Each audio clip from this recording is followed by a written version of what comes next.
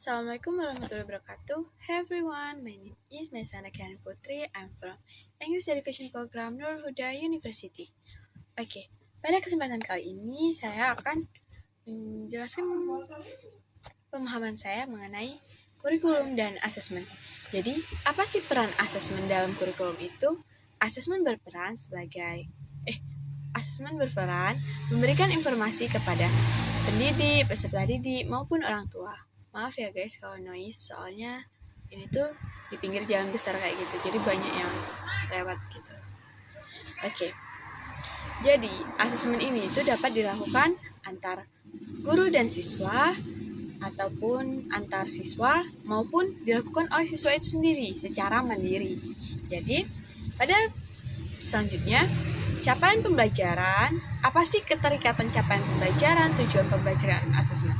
Jadi, capaian pembelajaran itu adalah kompetensi yang diharapkan dapat dicapai oleh siswa di akhir fase A. Fase itu apa sih? Fase itu seperti level, tingkatan, atau kelas kita gitu loh. Maaf ya guys kalau cepet-cepet. Oke. Sedangkan kalau kayak tujuan pembelajaran itu ada yang namanya alur tujuan pembelajaran. Dia itu seperti RPP gitu loh. Jadi misalnya pada pertemuan pertama kita membahas tentang naratif teks dan tujuannya itu tujuan pertama siswa dapat memahami naratif teks, yang kedua siswa dapat menulis atau membuat naratif teks seperti itu ya. Jadi tujuan alurnya itu dia tuh memberikan informasi apakah tujuan pembelajaran telah dicapai dengan baik ya, terus juga strategi yang kita pakai itu menunjukkan hasil positif tidak gitu loh. Terus untuk asesmen itu tuh harus melibatkan siswa itu secara aktif gitu ya guys. Jadi ada dua cara, yaitu self assessment dan peer assessment. Self assessment itu berarti yang dilakukan oleh siswa itu sendiri gitu loh. Jadi ada contohnya itu tabel checklist rencana dan capaian. Jadi isinya tuh seperti apa? Jadi nanti kalau sempat ngedit aku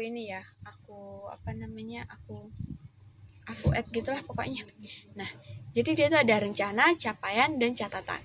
Di kolom capaian itu ada angka. Angkanya sebenarnya itu tergantung siswanya ya. Dia bisa memilih angka, huruf gitu. Jadi apa? Capaiannya itu misalnya kayak kalau di situ tertera angka 1 itu berarti kurang. Yang kedua itu cukup, yang ketiga itu baik, dan yang keempat itu sangat baik gitu.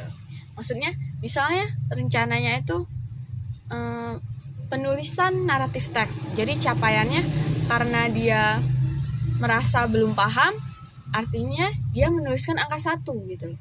Atau kalau misalnya dia menuliskan angka 4, artinya dia sangat memahami gitu loh. Kalau sangat memahami mungkin di catatannya itu tidak ada ya. Kalau misalnya dia 1, yang artinya kurang memahami, terus berarti yang di dalam catatannya tuh bagian mana itu yang belum dia pahami gitu loh. Kenapa dia tidak paham gitu. Makanya itu tabelnya itu berfungsi untuk mengetahui yang sudah siswa pahami, yang belum siswa pahami, dan apa hal yang harus dilakukan siswa tersebut supaya paham gitu loh. Nah, setelah itu ini sangat sangat positif gitu loh tabelnya itu, karena dia tuh punya manfaat. Murid itu murid itu terlibat secara langsung, secara sepenuhnya gitu, secara aktif gitu loh. Terus juga guru, siswa maupun orang tua itu memantau prosesnya. Jadi kan tabelnya itu kan bisa panjang gitu ya, sesuai apa pembelajaran hari ini gitu loh. Nah, terus juga ada refleksi atau evaluasi. Jadi di situ kita bisa lihat apa sih materi yang tidak saya pahami dan evaluasinya bagaimana gitu loh. Kekuatan dan kelemahan materi setiap siswa itu gimana gitu loh. Yang selanjutnya kita akan membahas tentang peer assessment. Peer assessment itu kan antar siswa gitu ya. Jadi misalnya kayak ada siswa yang presentasi, di situ bisa menanggapi, bisa memberikan pertanyaan, ya semacam kayak gitulah. Nah, ya per-asesmen ini bisa dilakukan secara terbuka ataupun tertutup. Maksudnya gimana?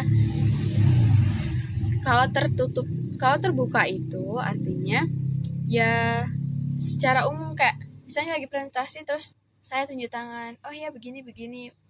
Nah, kalau yang tertutup itu kayak anonimus gitu loh, dia tidak tahu siapa yang memberikan tanggapannya itu gitu, siapa yang menilai. Karena apa kan, tergantung situasi kelasnya ya kan, kita sebagai guru juga bisa melihat gitu loh, mana yang cocok untuk kita tentukan di dalam kelas tersebut.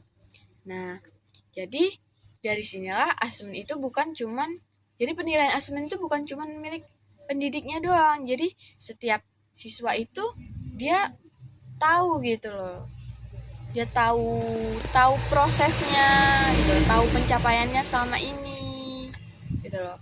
Karena kan siswanya itu turut andil, turut bertanggung jawab dalam ketercapaian tujuan pembelajaran yang mereka jalani selama pembelajaran. Nah, karena kan kriteria ketercapaian tujuan pembelajaran itu kan sumber informasi yang akan guru tindak lanjuti gitu lah ya. Tapi kan itu sesuai kondisi setiap siswanya gitu loh guys. Jadi kita nggak bisa mematok kayak harus apa ya. Pokoknya kita harus melihat setiap siswa gitu loh. Karena kan itu pasti hasilnya kan berbeda-beda gitu lah ya.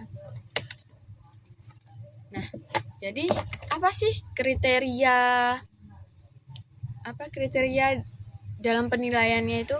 Yaitu tadi tergantung alur tujuan. Salah.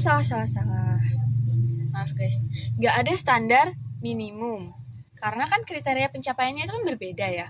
Kan yang alur tujuan atau LPP yang kita pakai setiap kelas bahkan ya, itu kan berbeda. Jadi tergantung keadaan kelasnya, tergantung LPP-nya, dari indikator-indikatornya apa gitu loh. Jadi kita nggak ada patokan gitu loh untuk penilaiannya. Sudahlah, makin kemana-mana. Oke, mungkin itu saja yang dapat saya sampaikan. Kurang lebihnya saya mohon maaf karena memang kurang banget. Saya akhiri. Wassalamualaikum warahmatullahi wabarakatuh. Thank you.